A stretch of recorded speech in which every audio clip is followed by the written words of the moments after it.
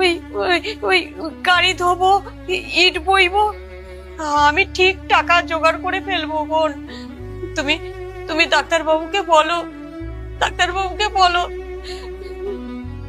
চিকিৎসাটা যেন শুরু করে দেয়। অপারেশন করতে হলে তাও করুক, তুমি বলো বোন। প্রবলেম এতটাই বেড়ে যায় যে ওনার স্বামীর অপারেশন না করালে কোনো মতে ঠিক হবে না। কিন্তু উনি এতটাই সৎ মানুষ যে ওনার এই প্রবলেমের বিষয়ে এতবারই কাজ করে, কিন্তু কাউকে একবার জানানোর প্রয়োজন বোধ করে না। তার মানে উনি কারো কাছ থেকে টাকা ধার নিতে পারবে না। তাই আমি শেষমেশ ডাক্তারের সাথে কন্ট্যাক্ট করি আর ওনার চিকিৎসাটা করাই। আর আমি ডাক্তারকে এটাও বলি যে এই বিষয়ে যেন কখনোই আন্টি না জানতে পারে।